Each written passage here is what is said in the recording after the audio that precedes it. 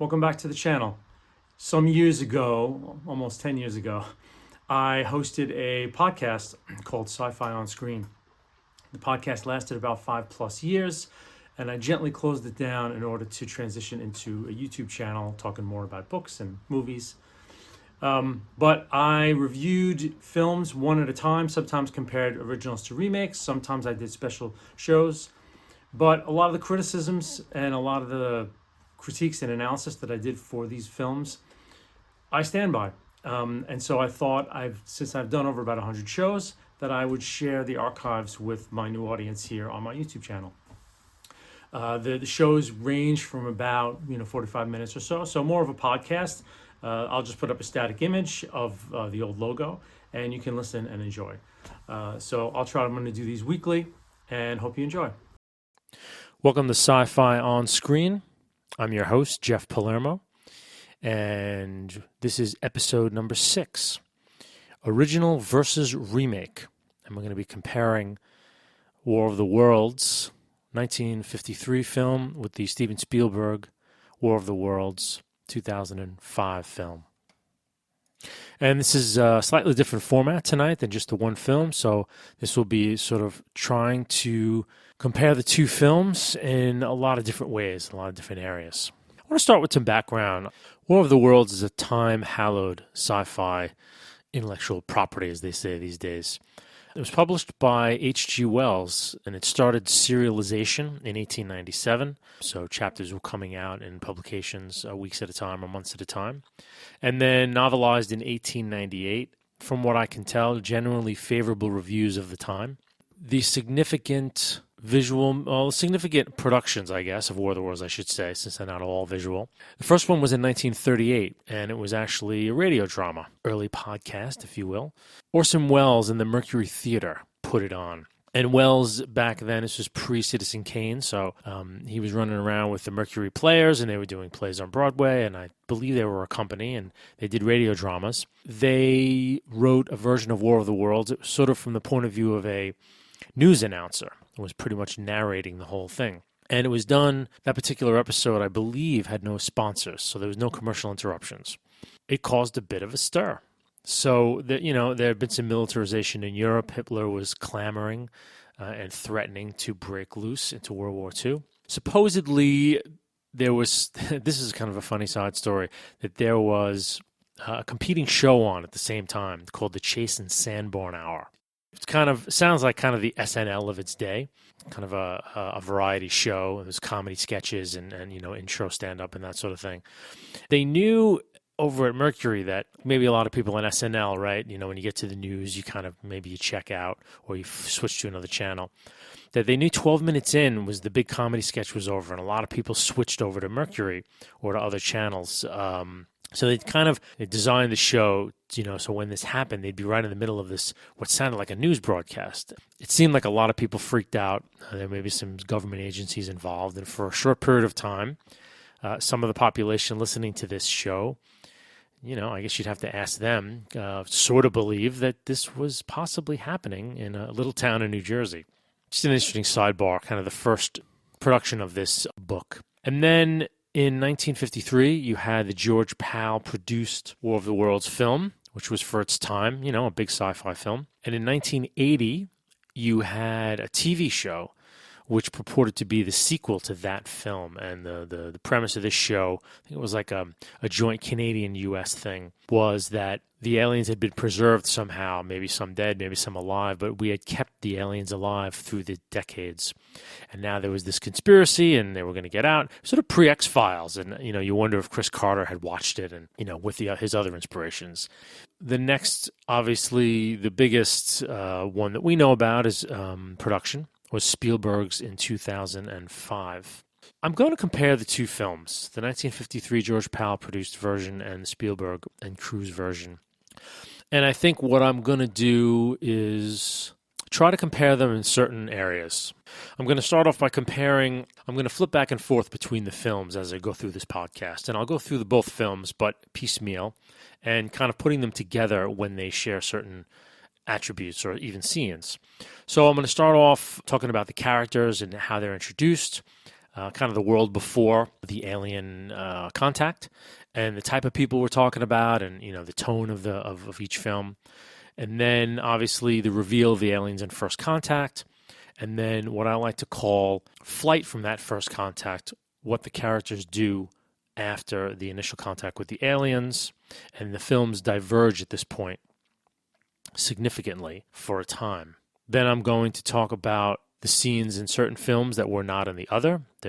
Both films have certain scenes that are not in the other film. And then obviously the endings of the film. So let's start up with the openings of both films. The 1953 film opens with a newsreel, covers the phases of sort of human mechanized warfare, begins in World War I, goes through World War II, and obviously covers, the advent of atomic weapons. In the World War I newsreel footage, we see a very old World War I tank. I couldn't help think that shot was in the newsreel footage as a homage to Wells, who had written a story called The Land Ironclads. And a lot of people think that he maybe has presaged tanks and perhaps put the idea of a tank into the minds of people who would eventually invent the thing. But he describes tank warfare in his story. I don't remember exactly when The Land Ironclads was released, but I don't know. It made me think that perhaps that was done for that reason. And then we're into credits, and we have Sir Cedric Hardwicke reading the voiceover from Wells's novel, and this is definitely about Martians. So first, Mars is mentioned, and we see this sort of fantastic Marsscape with actual canals and cities. The notion here is that the Martians are on a dying planet, with the narrators telling us that they needed to find a new home. And so we're then treated to a tour of the solar system. And the narrator's telling us about how Neptune and Pluto are too cold and Mercury is too close to the sun, why they couldn't live, on each planet. There's a depiction of Jupiter, incredibly incorrect, showing mountains and valleys. And Jupiter is a gas giant. I don't think there are any solid objects, although they do suspect that there could be a giant diamond at the core of Jupiter because of the incredible pressures involved. And one sidebar to this, most of the tour through the solar system is done by looking at matte paintings, and they were painted by a guy named Chesley Bonestell, who, if you are a fan of sort of Golden Age sci-fi and the pulp era, this is a guy who did covers of Galaxy and Astounding Stories. And if you Google Chesley Bonestell, or Bonestall, probably I'm pronouncing his name incorrectly, you'll see these photographs, and you immediately know who I'm talking about, and you've seen these as a sci-fi fan. So now we flip to the remake, 2005 Spielberg, and we open with Morgan Freeman narrating, very similar to the original film from Wells's novel. And right away on the screen we see bacteria, which we know if we've read the novel or if we've seen the original movie. This is the ultimate slayer of the aliens by the end of the film. Freeman is narrating the bacteria we iris out, becomes a drop of water. The drop of water turns into a scene from Space of the Earth, which then turns red briefly and then morphs into a red stoplight, and we're looking at a street scene. And I have to believe that that's the filmmakers giving a brief wink and a nod to fans of the original novel, because there is no Martian quotient in this new film. They are aliens, and we don't know where they're from. So I thought that was kind of a clever move on their part. During the narration, we're seeing a lot of scenes of Earth and civilization and towns and cities and farms, and the notion that we're going about our business completely unaware that plans are being drawn against us. It's a great, spooky, very ominous beginning. Just a brief comparison of the two. The original, already we're getting a sense of where these two movies are headed and what they're about and how different they are. Besides being, over half a century apart. The original already was very science-based. And it sought to entertain its audience with actual science. Most of it was pretty correct. Some of it was not. But using terms like solar system and talking about actual planets and giving us a brief tour, they sought to dazzle the audience with real science, which is very refreshing here in 2014. And the remake sought to set a very ominous tone, much more of needing to set a dangerous tone. Slightly different, more sinister choice of Wells's original narration. There are parts of it that did not make the original movie that made the remake that were a little more chilling in terms of drawing plans against us, so on and so forth. So now we have the character introductions. We're going to start with the 1953 film. We meet our protagonist as he's sitting with a bunch of his buddies around a picnic table, having an evening dinner out. I guess they're camping, it looks like. We're introduced to Clayton Forrester, who is the protagonist of the 53 film. He is an atomic scientist. We come to understand that he's worked on the Manhattan Project. Also, if you are someone who has seen The Thing from Another World, a sci-fi film that was released in and around this time as well, which I'm going to cover in a future podcast because I think it's a terrific film. A character from Thing from Another World is one of the scientists sitting around with Clayton. His name is Robert Cornthwaite. I'm sure I'm butchering his name. So a little sidebar there. Clayton is an atomic scientist. He owns and can actually pilot his own airplane. That's it.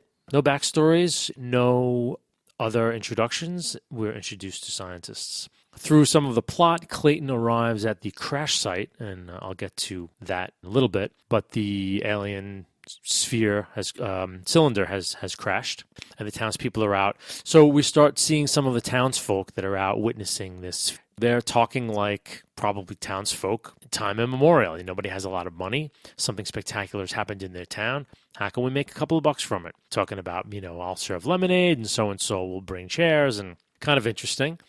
Clayton, our main character, meets a woman named Sylvia Van Buren, played by actress Ann Robinson. We meet her. She is a scientist groupie. There's a brief kind of play here where she's waiting, for Clayton Forrester, and of course Clayton says, "Oh, really?" Because she's never met him, and so he lets her kind of go on a bit about this guy. So it turns out that she's an atomic scientist groupie, ladies and gentlemen, has heard of Forrester, and not only that, has done a paper on him and his work when she was earning her master's degree. And now she teaches library science at USC. This is awesome. We're introduced to a female character. Ann Robinson is an attractive woman, but the first thing we get to know about Ann Robinson is her brain and what she's interested in. And it's awesome. I wish characters like this would pop up more in modern Hollywood films. It's kind of refreshing. We're briefly introduced to someone that Sylvia knows, sort of a mentor, who's a pastor. And the religious aspect is introduced very quickly in the original film. There's a pastor right in the mix from the beginning who sort of knows Sylvia, and somehow they're friends. Here we are, the characters introduced in the original film, very educated folks. Even the pastor is just a very decent guy. He's not, I'm afraid that if, religious figures get depicted in popular films today in a way that would be somewhat extreme, let's just put it that way. And this guy's the town pastor, and he seems like a decent folk. Those are the characters in the original film. And now we have the characters in the remake. Tom Cruise's character's name is Ray Ferrier. I don't know, I like to speculate about names. He will be obviously ferrying his children from one location to the other with the aliens in hot pursuit for the whole film. Other than that, I have no idea why his name's Ferrier. So he is a crane operator and a dock worker, and basically his job is to remove containers from container ships. And he's kind of a dick. He's got this hot car speeding around Bayonne, New Jersey, and it is Bayonne, New Jersey. It's an amazing town they found to film this in. He screeches home, he's late, and his ex-wife and her husband, his two kids, being dropped off because they're going away. And of course, he's late. And from between the byplay of the characters, you realize he's kind of a deadbeat dad. He's never on time. And his daughter is trying to get her bag out of the car, and she's very small, and she can't handle it. And the mother looks at Ray, and Ray's oblivious. And then the mother has to go help her. And it's like, Ray's bad. He doesn't know how to, be a good dad. He's kind of a shlomo. They get in the house, and it's just all about their bickering and their terrible relationship. Ray and his son are contentious. The son's sort of a teenager, thinks his father's a dick. He's a slouch. The daughter is long-suffering. She's the most mature one, but they're just bickering around. So what we know about this family is that there's been a schism in the past. Ray's turned out to be a real slacker. The kids don't like him, and frankly, nobody really likes these three kids. Dakota Fanning is extremely charming, but she's a little precious. The actor playing Tom Cruise's son just seems kind of a dick, as many surly teenage boys do. What's interesting to me is to compare the two. The original film presented some very highly educated people, two scientists. Those are going to be our two main characters. These extremely educated people who value science and reason. I mean, the main character has his own plane. He's a pilot. And in the remake, we have these kind of annoying, dickish people, working class people, and I am working class people, so I don't see that as a slight. With no education, and there are children present in the new one because I'll get into that later. And the interesting thing is, in the original, the dialogue is mostly about the problem at hand. Sylvia's asking Clayton, "What do you think, Doctor? What do you think this could be?" And Clayton's talking about, well, if it was, it should have made more of a crater. So I hypothesized that it's maybe hollow inside. So their dialogue is sort of about what's going on. The dialogue of the remake is just about playing up the broken relationships between these three characters. They're just bickering and bickering and bickering and bickering and talking about things that are completely unrelated to the story.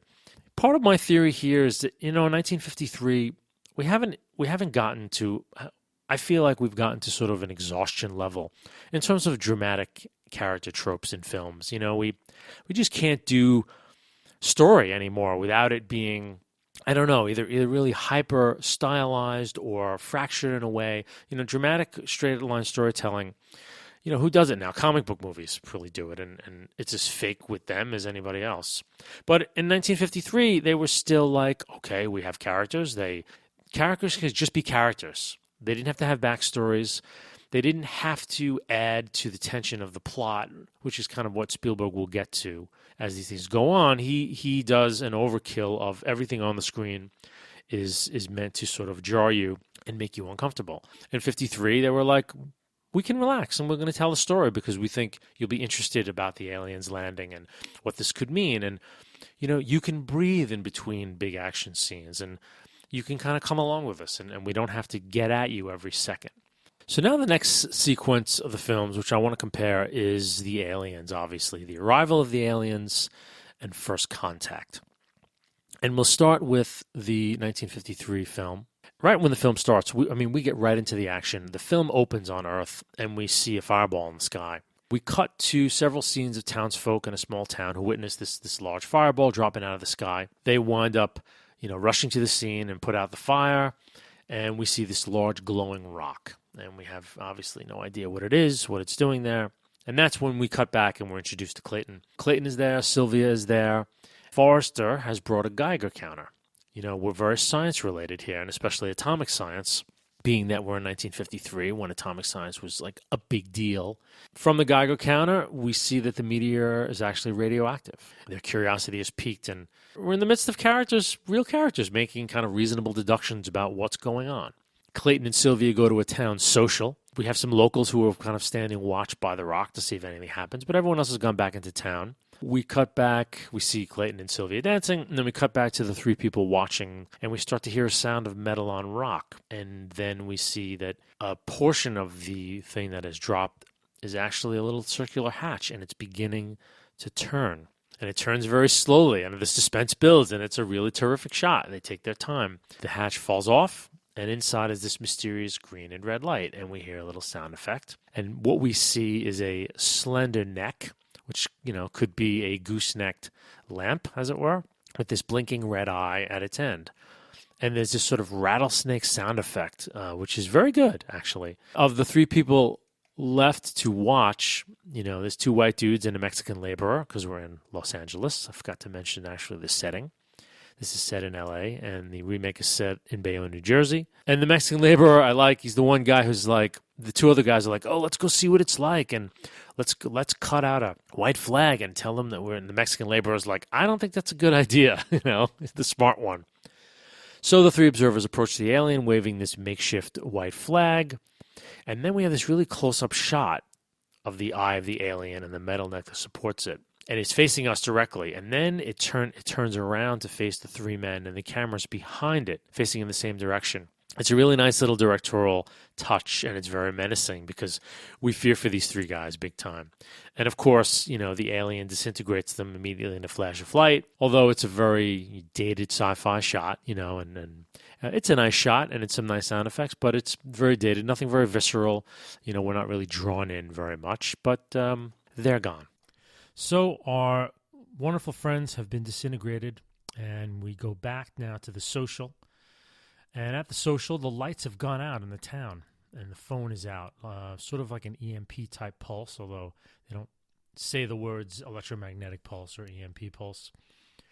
What they kind of find out, what the scientist kind of intuits, is that their watches have been magnetized. And there's a brief demonstration of the scientist, Clayton, putting a needle next to his watch, and it flips to the watch. So, again, we're dealing with some science again, magnetism. And they're looking out the window, and they see this huge fire. Clayton heads down towards the fire with some townsfolk, and then there's a really creepy shot of three men that met their end. They're outlined on the ground in ash. It's really cool. For 1953, I think it was a pretty creepy shot.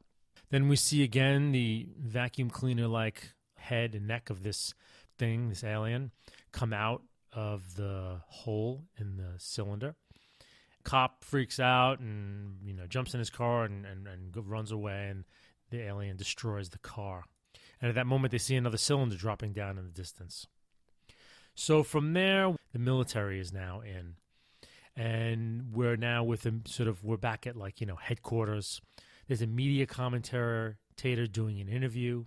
We get the scope of the invasion. We get a sense of that it's a global catastrophe. There's some cool speculation. The commentator is talking with Clayton, and he's asking Clayton, what would these Martians look like? Clayton speculates scientifically, like with the air and the gravity of Earth, and if they are Martians, the difference in gravity. And again, we're back in scientific speculation. And we also are in the know. We're high up in the sort of the pecking order here in terms of what's going on. Scientists and mayors and sort of heads of municipalities and that sort of thing. And we see and hear all the command decisions that are being made. An airplane's going to do a flyby. We see the neck emerge out of the cylinder again and destroys the plane. And then it also begins to attack the nearby military, and we see trucks, completely disintegrating, and things are being destroyed. It's a bit of a skirmish, and now more tanks and trucks and firepower being brought in to the battle. And we see Sylvia bustling around with Danishes. Unfortunately, we are in pre-feminist times here. So, as bright as she is, she's serving coffee. So then we hear something about the other areas of the world. There's a quote, "Once they begin to move, no more news comes out of that area." And it's a quote we're going to hear in the remake as well. We hear reports of, the heat ray and how destructive it is. This has been some nice suspense, actually. Will the aliens move? Up till now, they've just been stationary. And what does it mean that, once they move, no more news comes out of that area? So this film is sort of, working the suspense angle a little bit. So then finally, the aliens emerge and begin to move. And for the first time, we see what their ships are going to be like. And they're this really cool manta ray shape.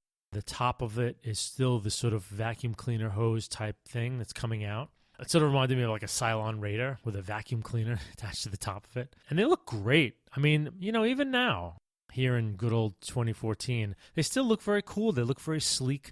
They look kind of like the way the future used to be advertised, where cars had fins and it was going to be the Jetsons and everything. And there's still a sleek little kind of futuristic look to them even now. And we get a sense that there's some kind of repulsor field underneath that's supporting it, that they levitate by magnetism, which continues our, science theme, that magnetism is a big part of, what these creatures are. And now you have our brave pastor of the town thinking about, well, no one's actually even tried to communicate with these beings. Maybe they think we want to do them harm. And he's sort of the pacifist of the group, says goodbye to Sylvia. Of course, gives Sylvia his blessing to if you hook up with Clayton, I'd be very happy. And then we see another manta ray machine rise up. So we've got two now. He walks out towards them reading Psalm 23, which is, yea, though I walk through the valley of the shadow of death, so on and so forth. And he's killed, and Sylvia kind of freaks out, and the military retaliates with everything they have, but there's no effect. And then a third machine now emerges. Cool thing is, as we see the military's hardware hitting the machines, it kind of outlines the cone force field effect, which is very cool. And again, echoed in the remake when it's done. And now the aliens kind of just open up fully. So they shoot these beams from sort of the vacuum cleaner necks, but they also shoot them from the wingtips of the manta ray body of the ship. And they're just destroying everything. I mean, nothing can stand in their way. And there's this one moment where, there's a shot of the three ships just opening up on everything. And it's cool. It's very cool. It's like alien tech gone amok, and then some shots of the bunker where our heroes and the main military guys are, some stuntmen running around on fire, which probably was a big deal back then. And then at some last moment, the general gets incinerated, and Clayton and Sylvia basically bail. And his plane is nearby, and they jump in, and they head off. And so I'm going to stop there, move on over to the 2005 remake. The way this film works is that you're still centrally focused on the characters and their crappy relationships and all of that bickering. You get little hints and moments of what's to come. During some of their bickering, you see one of them watching a news channel, and there's this news report of lightning storms in the Ukraine, that EMP pulses have been sort of recorded in the area, as well as seismic disturbances, right? But the film itself is still focused on the characters and their bickering. But of course, if you're a sci-fi fan, you're picking that up huge. So a couple of quick things happen here. We get some wonderful shots of the Bayonne Bridge since they filmed this. Bayonne, New Jersey. It's a real sense of place.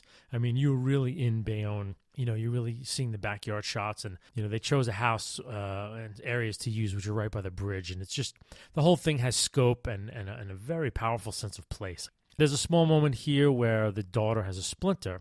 Ray wants to get it out, and she says, "No, Daddy, when it's ready, my body will just push it out." And this is definitely an allusion to the alien invasion. At a certain point when the Earth is ready, it will just push the aliens out in terms of the bacteria infection that will, knock them down. So clever little foreshadowing. So then you get the beginnings of some of the great visuals in this film. While Ray was sleeping, because he works the day shift, so he works the night shift, so he sleeps during the day. Robbie steals his car, so it's a pretext for Ray to get out of the house. And when he runs out, there's this incredibly wild-looking black cloud formation above the city. And in the middle of it, is this emptiness. You don't know what's there. And Ray runs back into the backyard. He grabs his daughter, and there's this incredible windstorm. It's very ominous, because everyone in the neighborhood's sort of like looking at it as like, oh, this is really cool, blah, blah, blah, blah, blah. And, we know that they're getting close to D-Day, as it were. There's this great moment. This is where Steven Spielberg, where he earns his pay every single time. They're standing in the backyard, and they're kind of looking off past the Bayonne Bridge into the sky at the center of this black cloud mass. What Ray notices that the wind is blowing towards the storm, which I guess is unusual. I'm not a meteorologist, so I couldn't tell you. Then there's a moment when the lightning strikes. The wind just dies. And the way the wind dies, the way you see it as a viewer, is all of the laundry. There's a shot of all the backyards in this sort of Bayonne housing block. A lot of parts of cities that aren't like in the main city, like if in New York, talk about Brooklyn or Queens, or New Jersey, which is where they are. You have houses sort of stacked against each other. And if you go out into the backyard, like all the backyards are like right next to each other and everybody can see everybody. So the camera is playing this up. It's shooting from above and across, and you see all the backyards and the Bayonne Bridge right there. It's a great, great shot. He has laundry up on every house. So when the wind dies, the camera comes a little closer, and you see all of the like sheets and things that are hanging on the line in unison slowly float back down to the vertical. And it's the man. He'll do this so many times in the film. I'll probably cover every single one because I think this is part of why he's such a successful filmmaker. So the lightning strikes now start to happen. They're pretty intense. The sound is great. We see them a little bit, but part of his MO in this film is everything is sort of off camera, briefly off screen. Nothing's really in the frame for very long with him. There's a joke about, if lightning struck in one place, it won't strike there again. But of course, the lightning is striking in the exact same place every time. And it's starting to freak people out. Ray's daughter is like, wants to go inside. And, her anxiety level with everything, obviously, is continually driving the annoyingness of the characters. Once the lightning strikes cease, there's a funny scene of them hiding under the table. But then everything's dead. Nothing works, no phones, no anything. And you get a sense that it's sort of an EMP pulse-ish type of thing.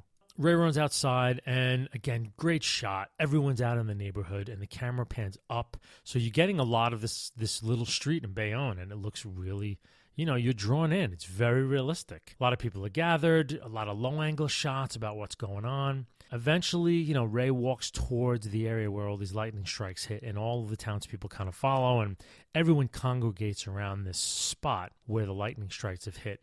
And they've punched a hole in the asphalt in the middle of the street, and Ray gets up really close, and he touches one of the pieces of asphalt that's been knocked off, and it's ice cold. And then we get a straight overhead shot as the street starts to crack, and the cracks are emanating from this central hole. And as the camera goes up, we see the cracks are widening, and the people in the circle around the hole are backing up. Like, it's very dramatic. It's really great. They back off to a certain degree, and then all of a sudden there's a really large rumbling, like a 50 or 60 foot circular area begins to turn. Like in the original film, you had the top unscrewing from the cylinder.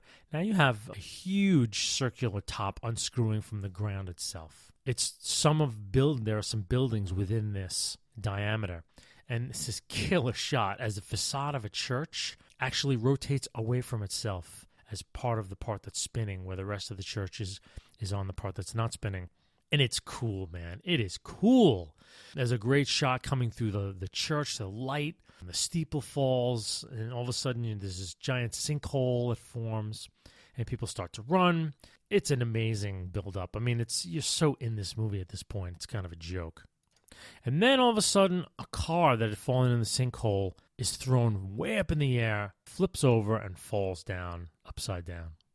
And now begins the sequence which I like to call the Saving Private Ryan of sci-fi film.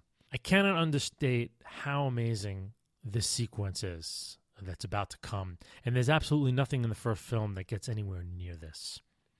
Our first glimpse of a remake alien is a massive three-toed metal foot arcs out of the hole, which is all full of dust, and arcs down, destroying a car just in front of Ray. And then slowly the main body of the machine rises, and you hear this incredible rising sound of like turbines, as if a giant engine was slowly turning on, or like a giant, I wonder if they got it from a jet engine, because it really sounds like a huge turbine.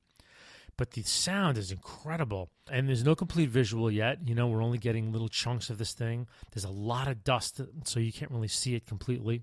People are starting to really book away from it now. The John Williams score kicks in, very Jaws-like, a lot of quick staccato strings. And it's a powerful moment. The entire machine completely rises, and the camera backs way off, and we get a sense of this thing. It's the lights in the front completely rises. The camera now is about like a half a mile away, and we see how large the machine is. And we're sort of seeing most of Bayonne as the ship rises out of the dust cloud that it created. And it is awesome. Just, standing on these three legs. It's like a giant tadpole with lights and three incredibly cool legs that it's sitting upon. It is unbelievable, man. I mean, it is an unbelievable sequence. And now we get a low-angle shot in front of Ray, pointing up and sort of behind him. And through the smoke, the alien starts to kind of orient itself now. It's standing there fully erect. All of a sudden, it kind of stops. It doesn't do anything. And the crowds kind of stop, and Ray stops, and then they kind of come back out to look at it. They're not really sure what's going to happen next. It's really a good lull in the action. And then the alien kind of moves slightly up and down, and it puffs some vapor out of itself. And then it emits this incredibly cool sound. It's like this wild foghorn. But it has a specific signature and a melody to it, and you hear it over and over again and as the film goes on. And I couldn't help think that this was like anti-Close Encounters, right? Because these aliens are not here to play nice. We get that rising whine of turbine sound. And these two arms slowly unfold from the machine. And again, it's that rising sound of the engine inside this machine that really gets you, man. You don't know what's going to happen, but it's building towards something. And then we see the alien reflected in a car windshield and Ray standing right next to it. And then the attack. So out of the limbs comes these disintegrator rays. But we start to see this first through the view screen of a dropped camcorder, which is just awesome. It's the first shot, and we see these rays come down, and they're just completely disintegrating people. And we see their clothing blowing away empty, and the dust and the ashes of what they were also starting to float up now and fill the air. And now the camera is at a very low angle, as if it's being carried by a fleeting pedestrian, but looking behind. And we just watch as the death ray just starts killing people, dozens and dozens of people. It's wiping them out by the dozens. And our camera is at this low angle. So we're seeing the killing of these people, and we're seeing the alien behind it and above it. It's awesome. And the air is starting to fill up with their remains, which is just incredibly creepy, and it's very intense. And then in a very chilling moment, a woman running right in front of Ray is vaporized, and he runs into her remains. And it happens a bunch of times, actually, and Ray ultimately becomes covered in other people's sort of ashes. And it starts to escalate. Entire houses are destroyed, kind of blown out right behind Ray that are running. It's very visceral. It's a nail-biter of a sequence. I've never seen anything like this before in sci-fi films, and it is so tactile and powerful. It's quite extraordinary. So Ray kind of runs out of the path of this walker and hides behind a house and kind of peeks behind, and we see this walker stride away into this cloud of smoke, and the emergence scene ends. And this has been some scene. I mean, I behoove you, if you can find a copy, I don't know if you can find it on YouTube, but just to watch this sequence, I mean, even if you don't want to watch the movie, rewatch this sequence because it is a stunner. It is a stunner and one of the best filmed sci-fi action sequences ever done, frankly. And the only niggling thought I had, because, you know, this is what I do, I really appreciated the genius of the vehicles being in the ground. And at the same time, I thought it's ridiculous.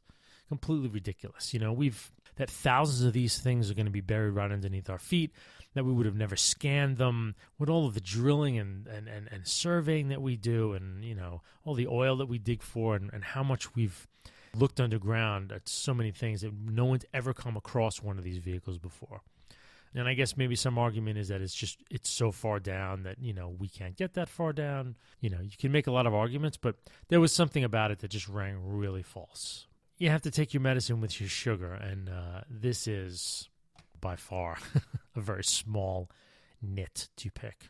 Comparison between the alien emergences between the first film and the remake.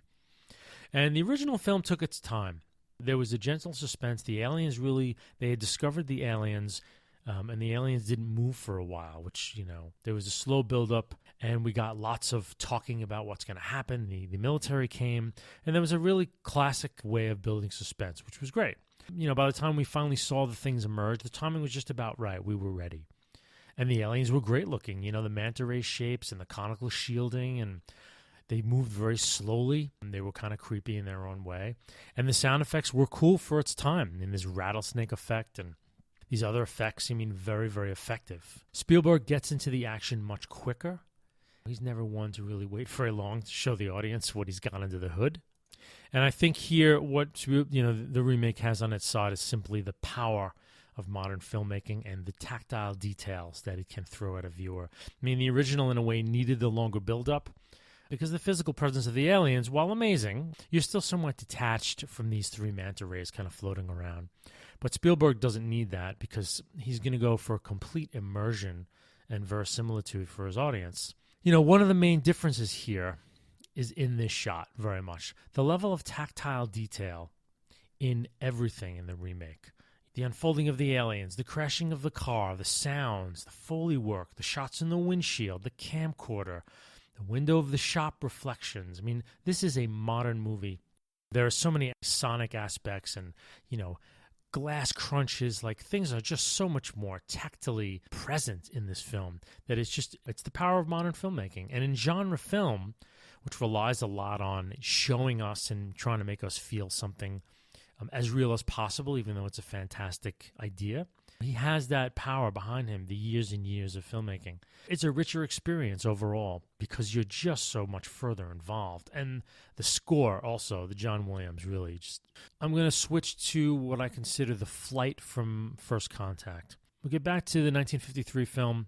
We're in a plane flying with Clayton and Sylvia, and they see military jets approaching from the opposite direction. They're attacking some of the aliens, and Clayton nearly runs into one of the flying aliens. The camera sort of situated as if it's on the top of his plane. It's kind of cool. And unfortunately, since avoiding the aliens, plane crashes. They kind of hide in the wreckage as the aliens pass over. And then we cut to a street scene in Los Angeles and some really nice, really good shots of downtown of 1953 Los Angeles. One of the generals has arrived who was not killed in the initial attack, and he's being mobbed by reporters, and they meet with all the heads of the city, and they're having this big discussion about we're going to evacuate, and because the aliens are sort of 20 to 30 miles outside Los Angeles and they're closing. Then the general learns that sort of Clayton has disappeared. He didn't make it out. And I'm going to stop there because the next sequence in the original film is one where there's a very similar sequence in the remake. The remake just takes a lot longer sort of to get there, but I kind of want to get there together and then move forward. Now I'm going to flip to the remake, and we have Ray returning home after that incredible scene. There's no way he can really explain what he's seeing to his children. At one point, the kids are just pummeling him. What happened? What happened? He has no way to discuss or say what it is that's going on. And in this really great moment, his daughter notices that he's covered in dust, and he sort of snaps back into focus and realizes that what's on him, are the ashes of people, and he freaks out and runs into the bathroom. And what they try to do here, which is kind of nice, Ray doesn't come home and start yelling at the kids saying, aliens have landed, we're being invaded by, creatures from space, or, monsters from space, and we've got to hurry up and get out of here. He literally cannot express what he has just experienced. And it's pretty cool. Problem is, they take this to such an extreme in this film. No questions are ever answered. Nothing is ever said. They keep screaming at him about what happened, and he won't answer. Again, it's more conflict, and they're yelling at each other, and the kids are trying to pull out of him where these creatures are from, or where the attacking force is from. There's a funny little line where Ray's like, they're not from around here. And his son's like, well, where are they from, Europe? And Ray's like, they're a little further off. What's happening now is they're piling themselves in the car and getting out of there is that, his daughter is just completely having a panic attack and she's freaking out. And so they have to contain her.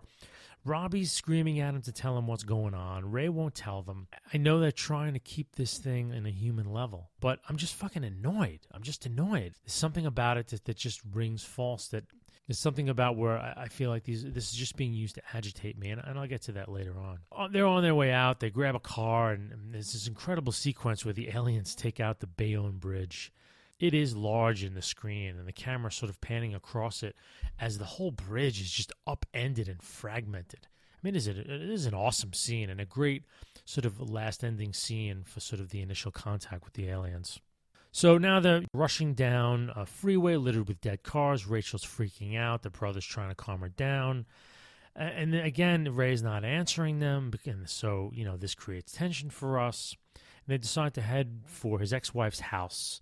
And they get there, but the ex-wife and the husband have left for Boston. And the neighborhood is pristine. The aliens haven't gotten there yet. The bickering of the family continues, and they take refuge in the basement. That night, we hear some incredible sounds, and a lot of stuff's going on outside the house. And they hide in the basement, and we see lights, and we hear all kinds of things coming from outside the house. And we have no idea what's going on. And light streaming in the basement kind of reminded me of some E.T. effects, which were really cool. What's part of his visual theme here is that so much that goes on in this movie is unseen and away from the screen. The next morning when Ray wakes up, he emerges into this scene of destruction that the neighborhood's been completely demolished. And it's a masterful sequence. Basically, we follow Ray walking up the steps of the basement. And when he comes to the top of the steps, the camera's shooting at him like he's still in the house. But then we see that his hair is sort of blown by a little breeze. And it's a very uncanny moment, which Spielberg does so incredibly well. A little detail, and it throws us like, well, why is there wind blowing in his hair if he's in the house? And the camera continues to pan with him.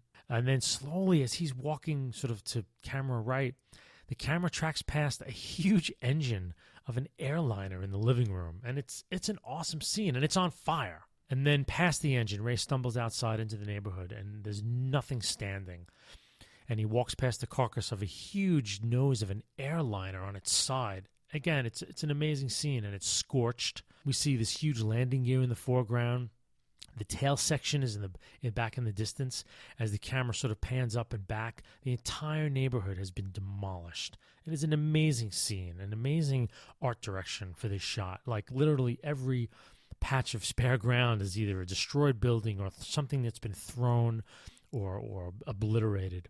And the camera just takes its time, pans up, and we get to take it all in. It really puts us in the scene very powerfully. We're looking at a low-angle shot behind Ray, up at the passenger section of the aircraft. It's basically the whole cabin around the seats has been ripped away, and it's just the seats are left. And we see some man dragging, one of those beverage carts that they wheel down the center of the plane, when you fly. And he's trying to get it down, and the whole thing is tilted, so he's barely hanging on up there. We continue with our motif of characters not answering each other's questions. He's shouting questions to the guy, and the guy's not even listening. Then out of nowhere, we see a woman in a news van, and they're reporters basically scavenging for food. This reporter gives an aside that the man getting the food from the airline is deaf, so he couldn't hear him. Okay, fine, there's a reason. And now we get a little exposition, and this kind of harkens back to in the earlier film when we cut to the newscaster talking about what was going on in the rest of the world. This is the same kind of moment in the new film. And we hear from this woman basically that the National Guard has had very little luck against the machines because of their shielding. And there's this great moment where Ray's like, there's more than one? This woman's like, are you crazy? And she takes him into her van. She starts showing him video footage that she's taken from all over the world. And we see aliens on the screen, this little TV camera walking through full-on cities. And it's a chilling scene. We kind of confirm Ray's speculation as well. Ray speculated in the van as they were speeding away that it seemed like, they came down into the machines. And I'm not really sure how the hell Ray got that idea. In a really cool sequence, the reporter slows down the video she's showing him, and we see these little ships that kind of rode the lightning into these cracks in the pavement, and I guess from somewhere up, they came down and, into the machines. So now we hear the sound of a machine in the distance. The reporters all freak out, and they leave. It's kind of a cold moment where they're all in the van, and she asks him a question. He answers it, and they just shut the door and leave him without even a thought. And then the farriers all get in their car and sort of head out. They're driving through part of the countryside where there's no people. There's one really cool sequence where Rachel has to go to the bathroom because, her job is to drive the anxiety level of all of us. Of course, she doesn't want to be seen by her father, so she runs down by the river. But before she can go, she sees a body floating in the river, and she walks closer. And then all of a sudden, the river fills up with like dozens and dozens of bodies, and they just keep coming. And it's creepy and really cool. So after the cool river sequence, we have a scene where the National Guard is on their way towards the aliens or some front to fight them. The car has stopped, and Robbie runs to try to join the National Guard, and they don't pick him up from the trucks. His father is chasing him. Robbie, don't. What are you doing? He has to hold him back. There's a John Williams score telling us that this is an important, and gravitic moment between family members. But, it's nonsense. And we all know it's nonsense. None of it's real. There's no relationship here that in any sense matters other than to annoy us. Then we get a scene where they're on their way to some ferry. So the idea is that they're going to cross some river and get to the other side and head towards Boston, where Ray's ex-wife is. And, basically the whole plot of this movie is for Ray to bring his kids to his ex-wife, like the aliens have not invaded his ex-wife's house because, she's superpowered or something. I don't understand any of it, frankly. So they get close to the ferry, and it starts to rain. There's a lot of people around, and of course, they all want the car, and they start smashing the car. And it's Spielberg City, they're inside the car. A lot of people want the car. There's a lot of tension. The car is stopped. A gun is pulled.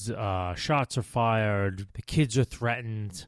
Basically, at the end of all this, Ray and his children are sitting in a diner. The car has been stolen.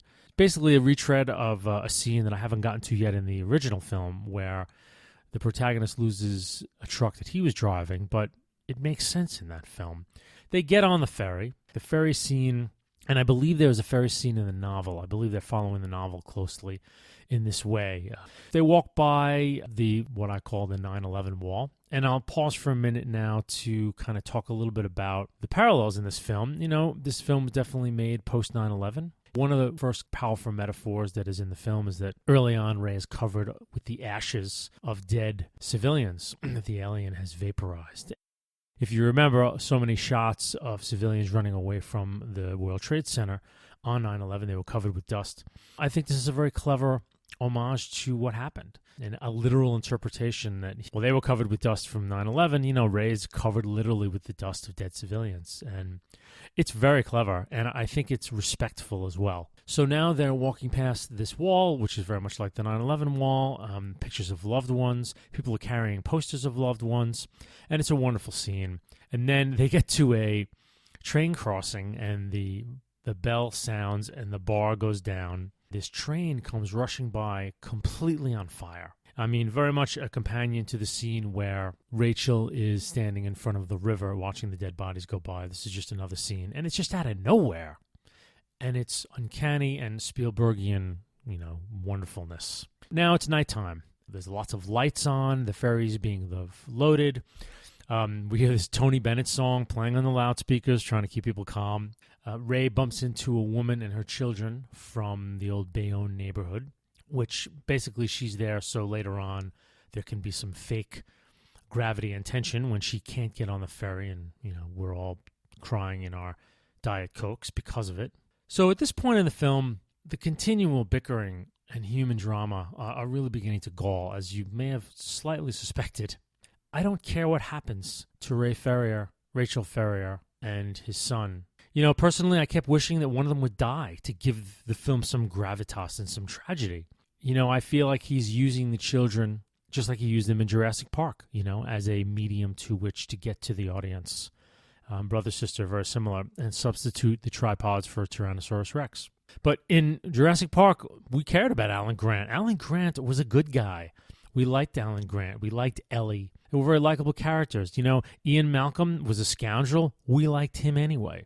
We don't like anybody in this film. In the original film, I liked Clayton and Sylvia. I was rooting for them. They were nice people. And when Clayton's truck gets taken in the original, I do feel angry at the mob kind of destroying what might be the last chance to defeat the aliens. But in this film, I just feel that I'm being manipulated. The continual bickering of the family, and Dakota Fanning being frightened of her own shadow, and at the same time being a young adult with her father. I just feel manipulated. In some ways, I feel like what's missing here, he's using 9/11, in metaphor. He's using, he uses the wall. He's using the people. There was positive human drama on 9/11. There was so much positive human drama.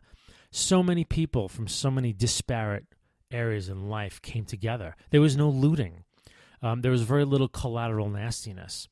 But none of that makes it into the film. There's one scene later on that sort of gets at it, but because Spielberg, to me, is always at war with his own instincts, he needs to use certain elements of film to create tension. He will usually fall back on tension-creating devices rather than, the spirit or even a well-balanced film, or a film that sticks to its theme in both sides. If that makes any sense. I kind of feel like I'm not making the most sense here, but hopefully this will come out as I continue. But ultimately, it's his quest for suspense. He will use any means he can to achieve it, and he will borrow and rob from any tragedy. And I don't mean that as that he's disrespectful about it, that he can't help being a guy who wants to make you jump out of your seat.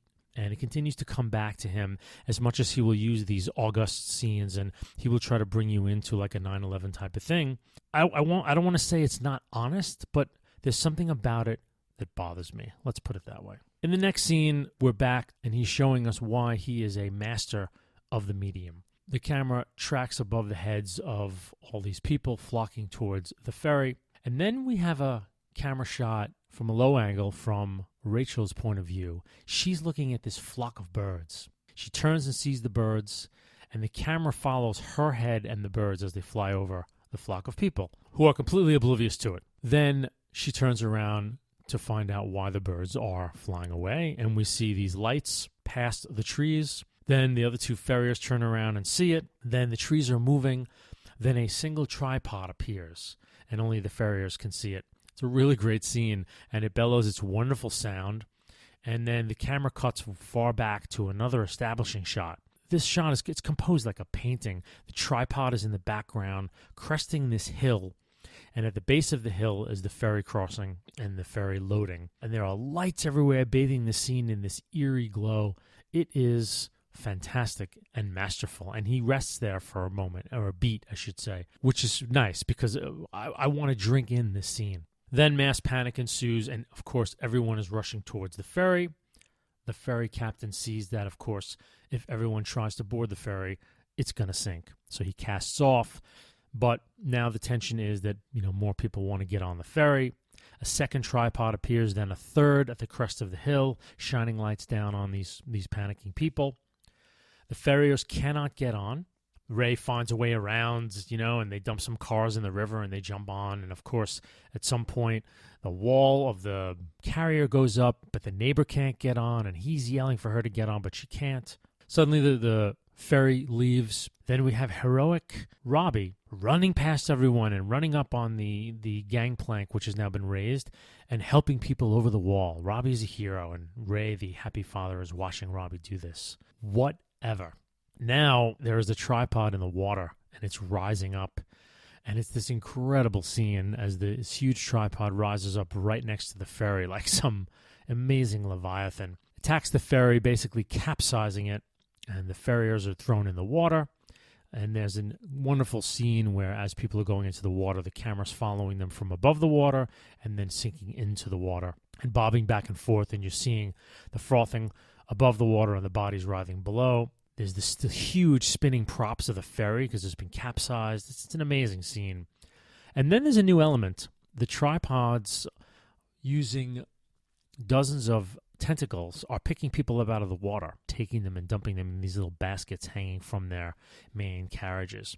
And we're looking at all this through the angle of someone being in the water. And they just look like these titanic gods. And we see how helpless the people are in the face of this strange and bizarre technology. And it is quite spectacular.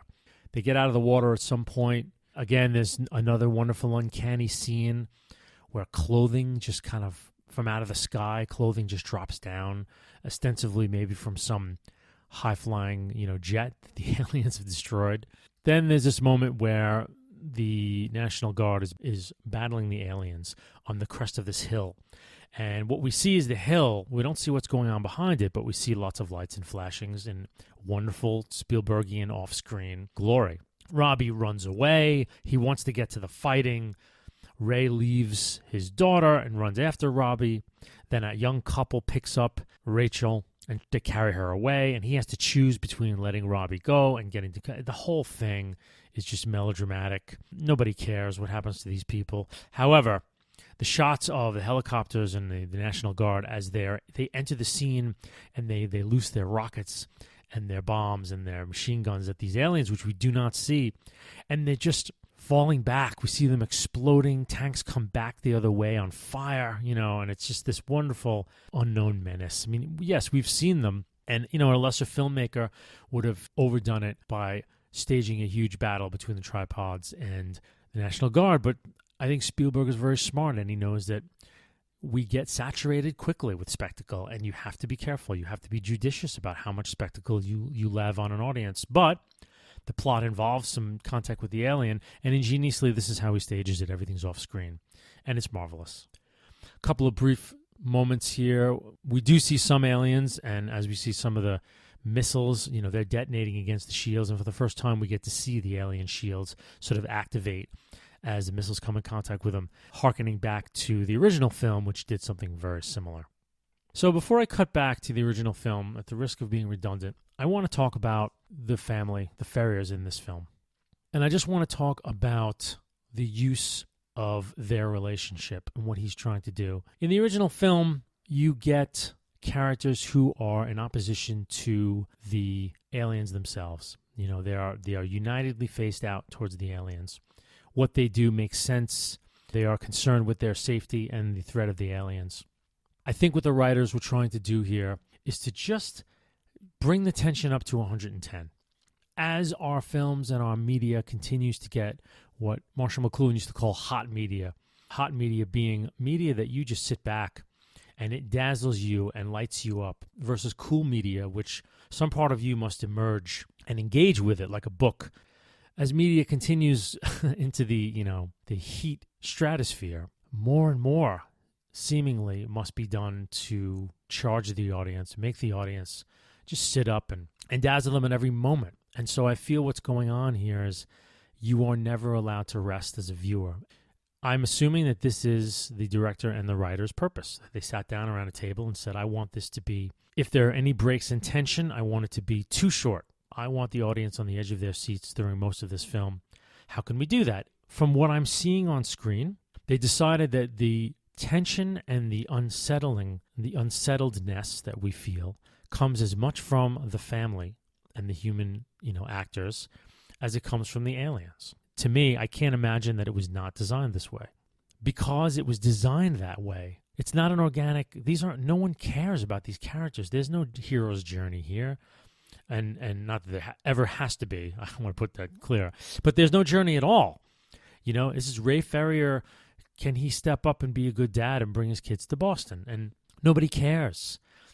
None of these characters matter in a sense that they are put in this situation to annoy the piss out of us so that we get tension from the aliens and the completely unstable nature of the human actors as well.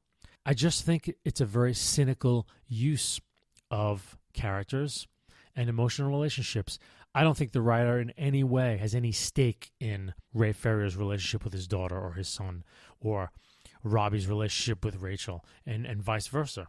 I think it is a very cynical use of the family triangle, in this case, to elicit scares and anxiety and just a sense of being unsettled. And that's what bothers me mostly about this film. The characters' journey, the story.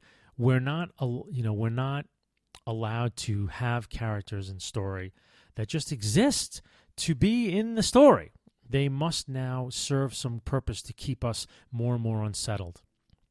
And there's more to come.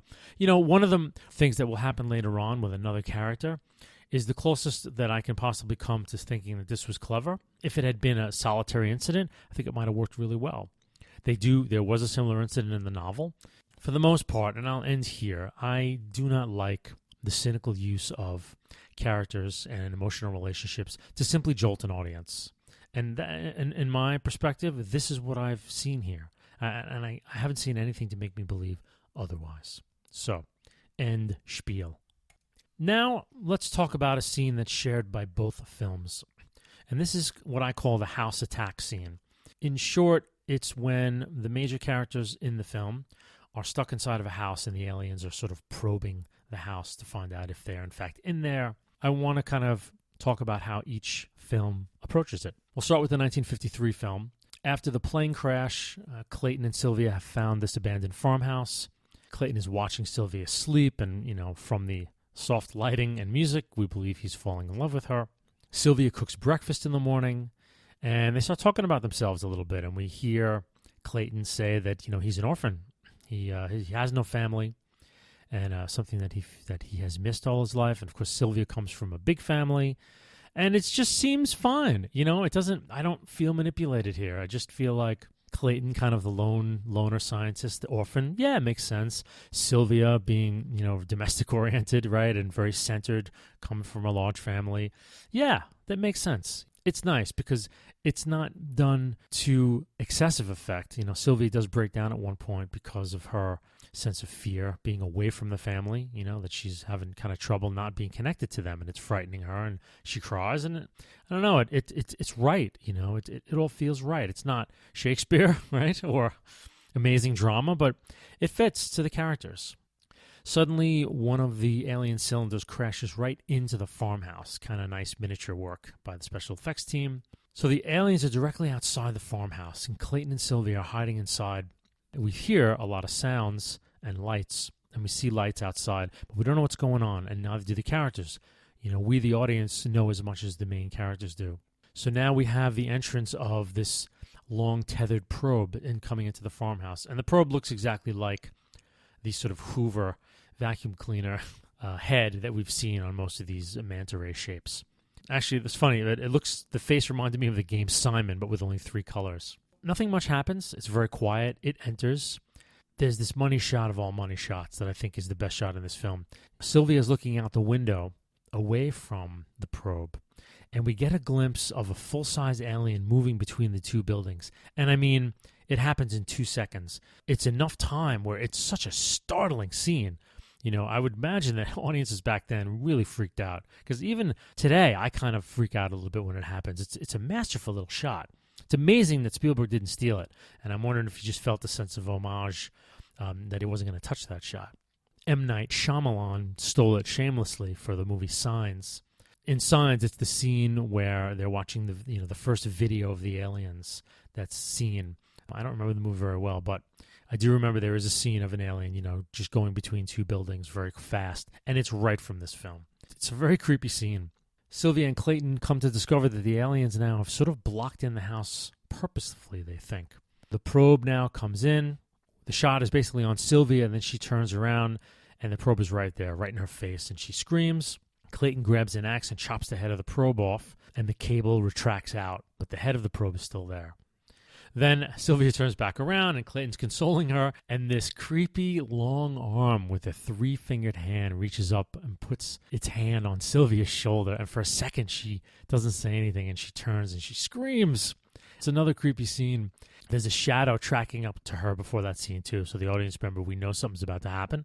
Once she turns and screams, we get a sense of some 4-foot alien with eyes very similar to the probe's eyes, and it's slightly shadowed. Clayton brings a light around, and the thing puts both hands in front of its face. Clayton throws something at it. It screeches, hurt, and then it runs away. It's an amazing moment. I mean, it still works. It really still works. The whole house scene in this initial film is terrific. Unfortunately, Sylvia completely breaks down. We're back in our pre-feminist era. And, of course, Clayton is consoling her. And then the pair they get out of the farmhouse just as the aliens finally destroy it. It's an amazing scene. Now to the remake. We've got pretty much a retread of the first film with some differences. The difference here is that when our heroes are running away from the battle where they lost Robbie, when Robbie finally leaves to go over the hill to fight with the National Guard, there's this huge explosion. So as audience members, we think Robbie's bought it. Yay. So they're running away from this, and they're running by a house with a lot of other refugees, and we see a figure emerge from a basement holding a rifle. Ray runs over, and they duck down into the house, and we meet Tim Robbins. The character's name is Harlan Ogilvy, and I like to think that Harlan perhaps comes from science fiction writer Harlan Ellison, and Ogilvy is the name of the character in the novel. So it's a little Easter eggs, as they like to say. We're ratcheting up the tension. It's not just 2 people stuck in a house now. We've got 3 people in a house. We get the sense now that Tim Robbins is pretty much nuts. He's lost his entire family. He's really, really gearing up. He wants to fight the aliens with his shotgun. He's got this whole notion that, the human race is going to rise up from underground. We'll be the ones to rise up and fight. We're setting him up for his villain role. He hasn't, right now, and to Robbins' credit, right now he's very sympathetic. He shares a drink with Ray when his daughter goes to sleep. This is very similar to the sequence in the novel where the main character is shacked up with a priest, I believe called the curate. Another thing they pulled from the book, which was not dealt with in the first film, was the red vines. From Ray's point of view, as he watches these vines propagate through the basement window and kind of down the wall, and they're growing pretty quickly. And so we just get a quick look at them, and we don't really get into exactly what they are yet. However, now the alien probe comes in, and this one, of course, is completely CGI, but it looks great. I mean, it really looks amazing, and it moves very cool. So now there's tension in the basement, and we get another Spielbergian master moment. The camera is focused in on a spider web, which is sort of rhythmically moving to some air current, and the camera pans over, and it's Rachel breathing with fright. I mean, tactile detail up the wazoo, as they say. This is what Spielberg does best. He does it so well. Then we get our human tension as Ogilvy grabs an axe, and he wants to, like the original movie, cut the head off the probe. Ray is there silently entreating him to not do it. Eventually, Ogilvy stands down and the probe withdraws. The next tension-filled scene now comes just after we get our first real look at our aliens, and they look just like the tripods, which is kind of neat. There are 3 of them, all CGI, and they come into the basement and they're looking at books and spinning wheels of bicycles.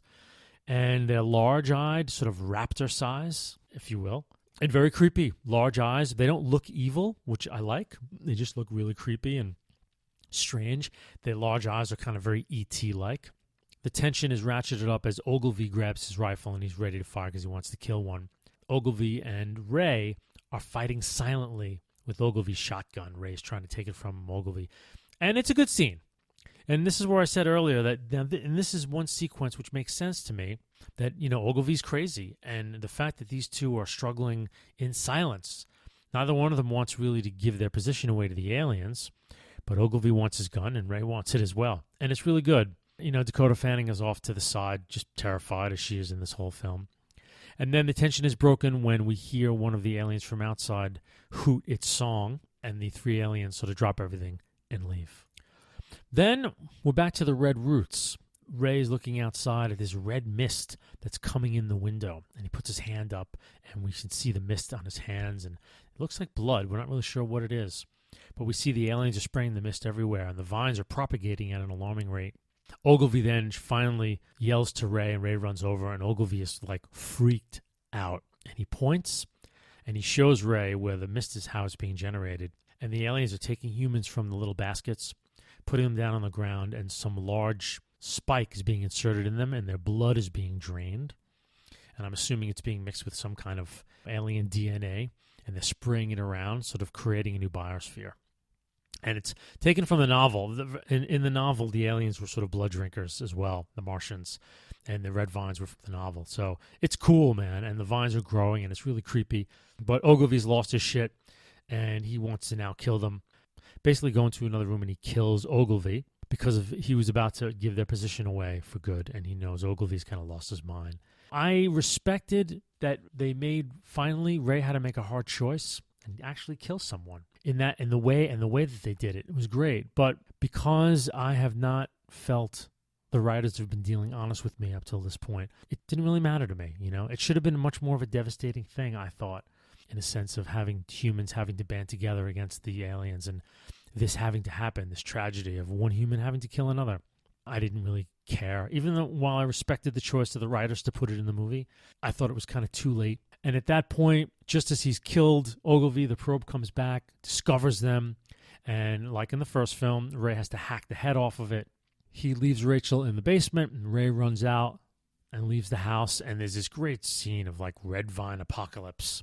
Very creepy landscape scene where the red vines are really propagating now. And now it's Ray versus the tripod. The tripod's trying to take Ray, and Ray hides out in a car.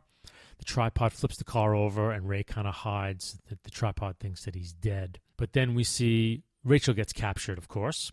Ray first grabbing a bandolier of hand grenades from a nearby truck, I believe. Gets himself taken as well so he can be in the same cage as Rachel. So now Ray is prisoner and being taken into one of the baskets in the aliens. So now a comparison between the two scenes. I feel like the original really, really trumps the remake here. The brief scene of the alien trumps everything that's happened in the remake. It's an amazing moment. The alien putting the paw on Sylvia's shoulder, the brief reveal, the shadows even used are very effective. It's very good suspense, and it is not dated to me.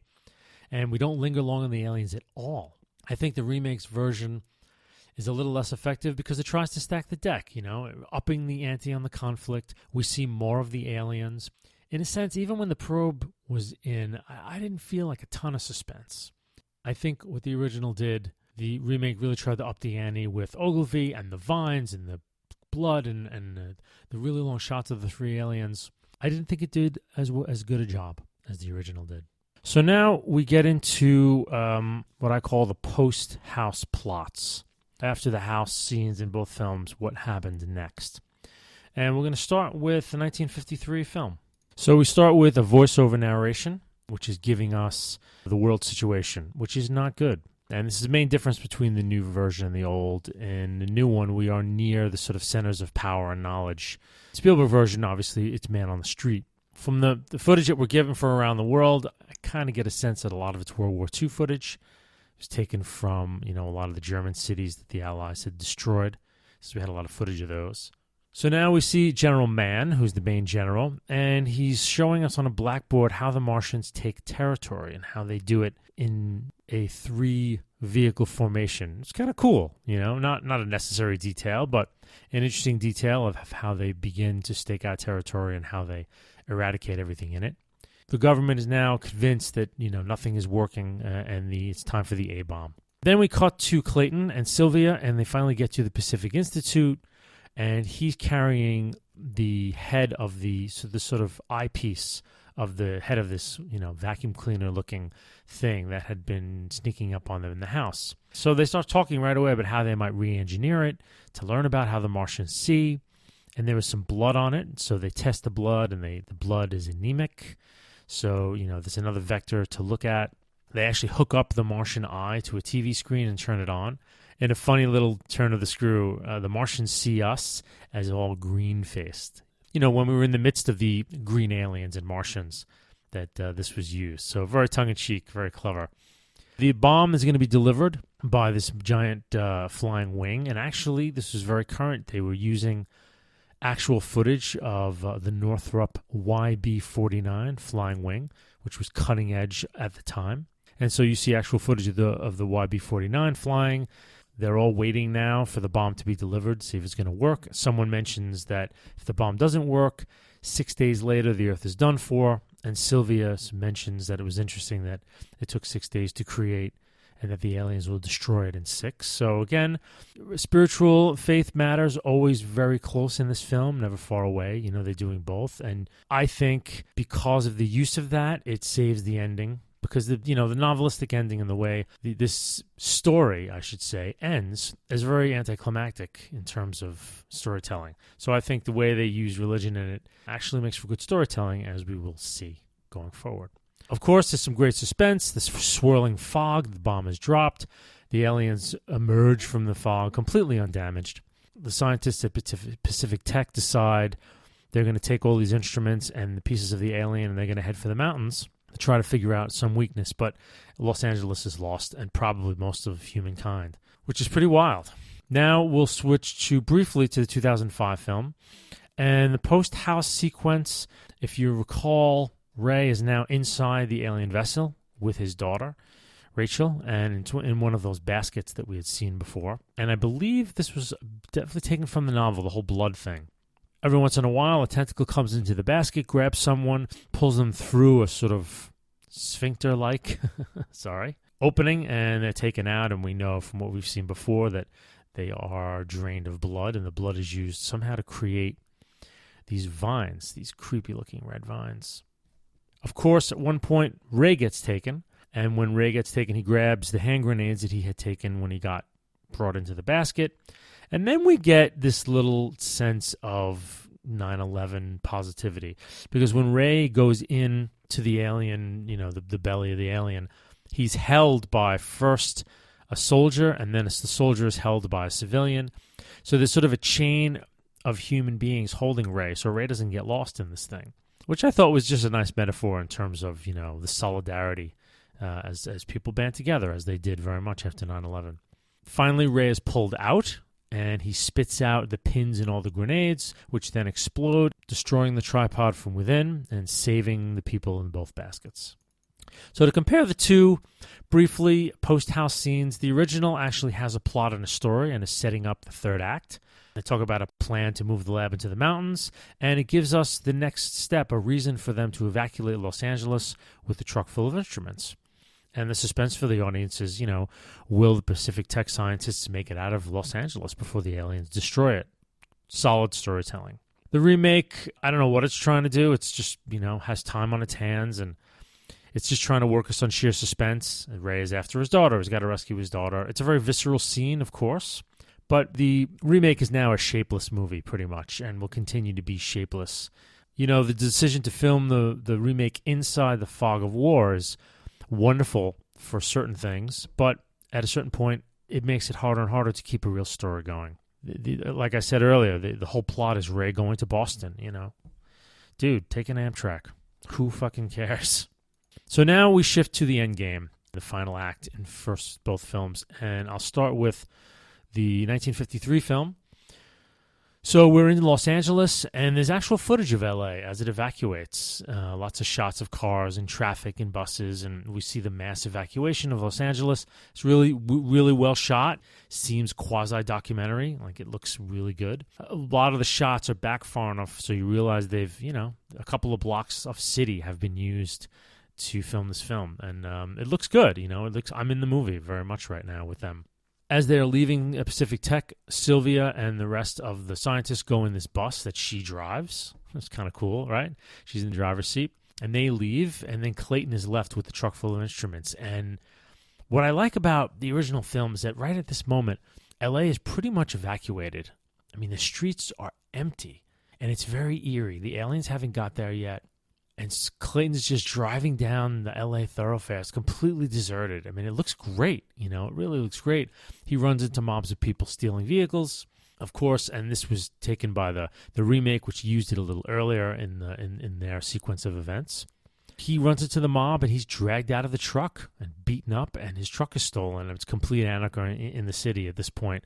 He tries to get the cops to help him. People are throwing instruments out of the truck, and he gets punched.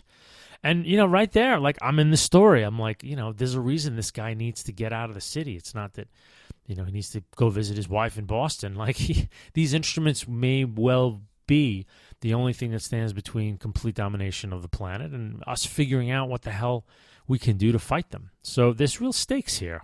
So then everyone's gone. Clayton's by himself. Now he's running through the streets looking for Sylvia, looking for the truck, looking for anything. And he comes upon the truck, and it's completely destroyed, and he sees some detritus that came from the school bus, and he realizes that Sylvia may not have made it out.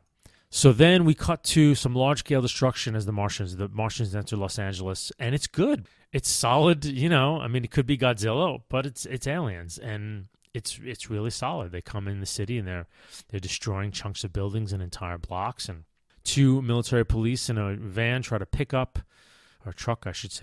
Clayton, but he waves them off because now he knows sort of where Sylvia is, because at one point earlier on when they were in the house, she talks about, churches being safe places, and that sets up, the third act in the film. And he hears singing.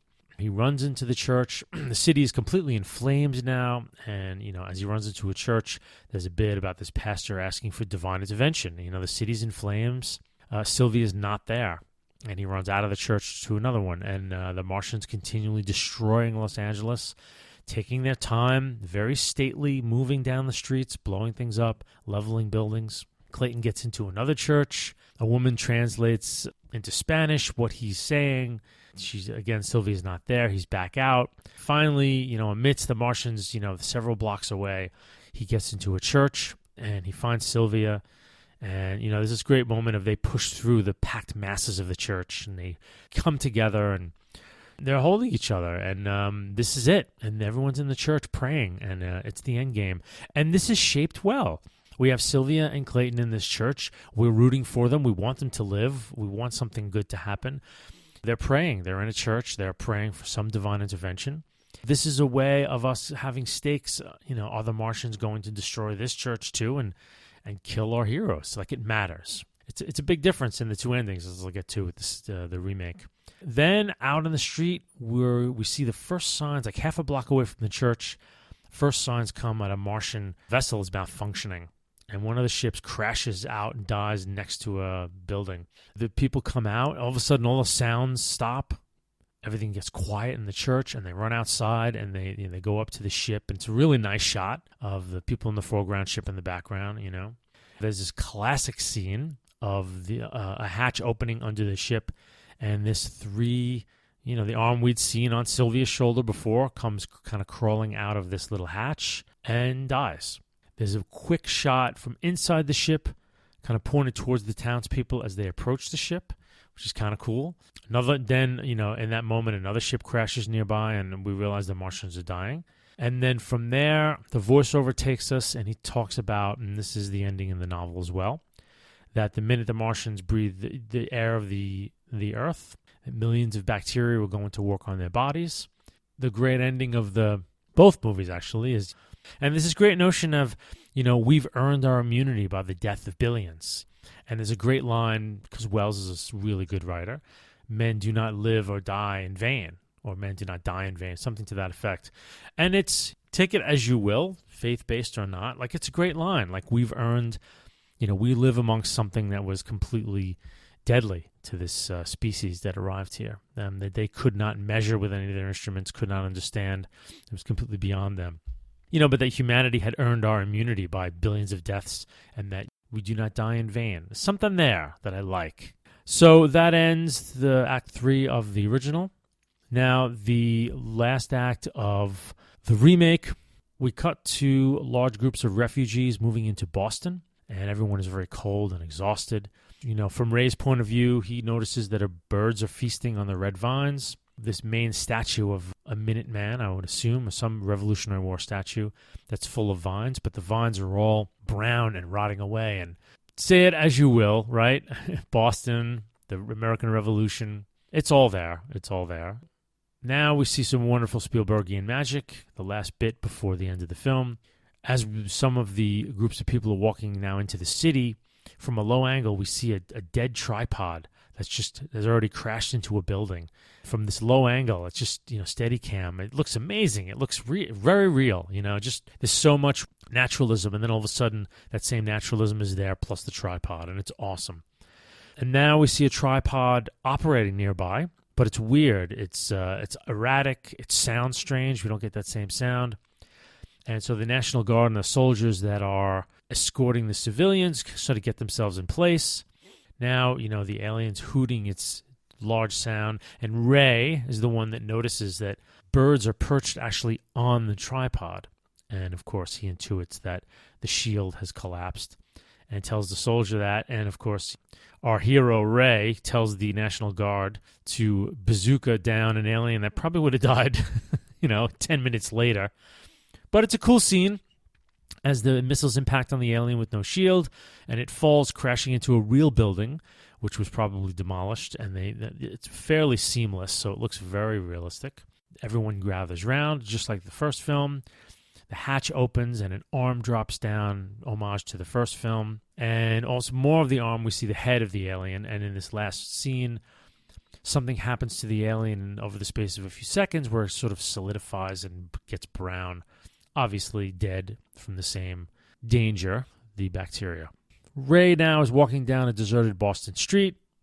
A door opens. We see his ex-wife. Rachel runs out of Ray's arms, and his ex-wife runs out of the door, and we have the classic, loved ones running together, which I am sure filmmakers have gone into psychologist's office and figured out why this scene is emotionally powerful in every stupid movie ever imaginable. But there's no denying a woman, a mother separated from her offspring, some swelling music and some running. It could be the worst movie in the world, and it does something. It's fascinating. Anyway, not to much avail here. It's a cheap win, as it were. And then we see, of course, Robbie appears behind two people who we see as the grandparents of the house that they're staying at, which to me is completely absurd, but there it is. A brief aside, the grandparents in the remake are actually the two actors who played Clayton and Sylvia in the original film. Gene Barry and Ann Robinson play Ray's ex-wife's mother and father. So that was cute. And that is it. We come to the end of the remake. So just to compare the final acts, to me, the shape of the original film is so far superior here. I mean, Clayton has a real reason to leave the city. And the scene of having his truck taken from him versus when, the farriers had their car taken from them, there's no comparison. It has real impact. Our terrified mob versus the thinkers and scientists who actually could have done something. So the remake ending has no shape to me, really. They walk into Boston and some military guys destroy the aliens that are already dying, but Ray's the one who notices that, the shield's down. It's a really shapeless ending. We come from our hero and heroine huddling in a church about to be destroyed to this. It's the original structure, to me, is just superior. And because it's more of a classically structured film, it may not hit the highs that this film has hit, but it doesn't hit the lows. And, at the end of the day, it just holds together as a film better. Let me give some final thoughts on this show of the remake versus the original. I like to think that in some ways the original was made in 1953. We were in the midst of the atomic age, and atomic annihilation was at the forefront of a lot of thinking and a lot of life. Nuclear Armageddon was not some abstract thing like it is now. It was a real fear. In terms of how it feeds into the original, I would say just, the use of the atomic bomb, that even this weapon had no effect on the aliens, and that yet at the end of the day, the natural world is what really destroyed them. Although it wasn't an eco-minded movie, kind of prescient in its way. And obviously the remake, this is the age of terrorism. We're living in it right now. We're not at the top, at the command structure like we are in the original. We're with the regular folks. The camera itself is even lots of shots from low angle. I'd like to think that the filmmakers were very much aware of this in terms of it being about terrorists and people. It was like the low striking down the high, but who suffered, but, the low as well. I mean, regular folks died by non-state actors, as they're called. As far as shape goes, the original has a real shape. There's a real through line. A scientist fleeing an alien invasion is able to take a piece of the technology to his team, recognizing that they cannot beat the aliens by modern military tech, so on and so forth. This makes sense to me, and it gives the film a real plot. The remake's plot of having Ray take his kids to Boston really makes this film sort of weightless. Although the cinematic technique of Spielberg and of 21st century filmmaking is formidable, and by the end of the film you have been dazzled, it's empty calories. Unfortunately, it is purely empty calories. The original tries to bring in religion in a respectful way, I believe, and science in a respectful way. The pastor is a very courageous man, and he wants to espouse nonviolence, sacrifices his life, doesn't ask anyone to do it for him, does it himself. In terms of how religion impacts Sylvia, I mean, Sylvia is very faithful, and she goes to hide in a church. And in a sense, because Clayton knows that, he finds her in a church.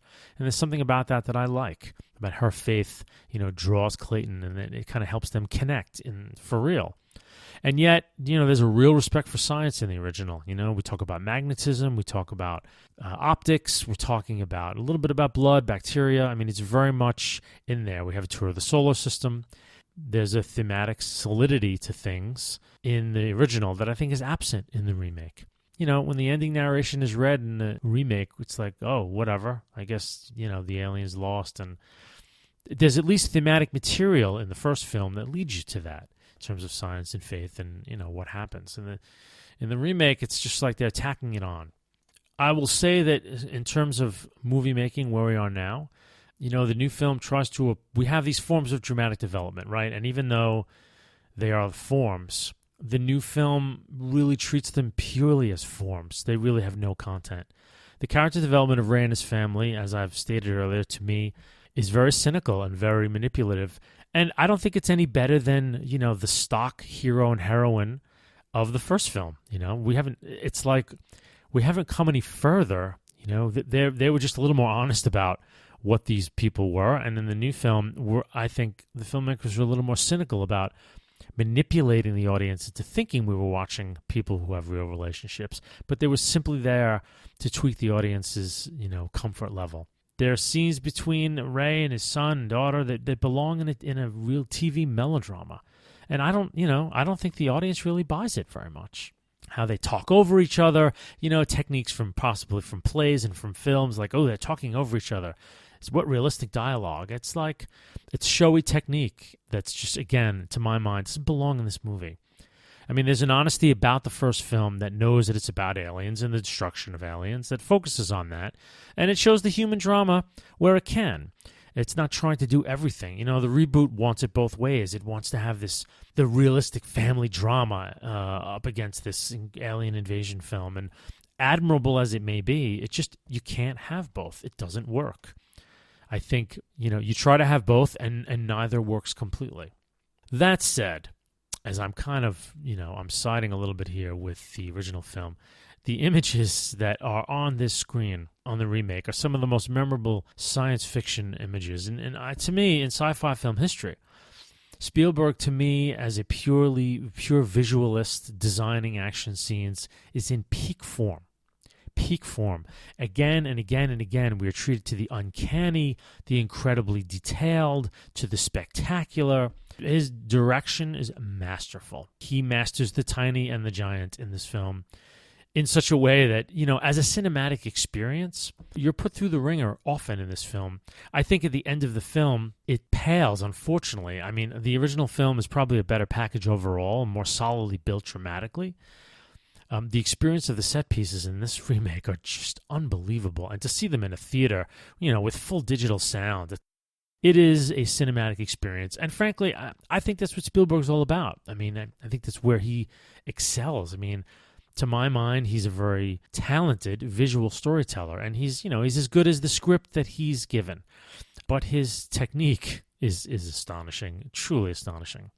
But by the end of the remake, I have been poisoned by the shapeless end of this film, the shapeless third of it. I mean, you could probably argue the whole film had no shape, but, there was some through line in the beginning.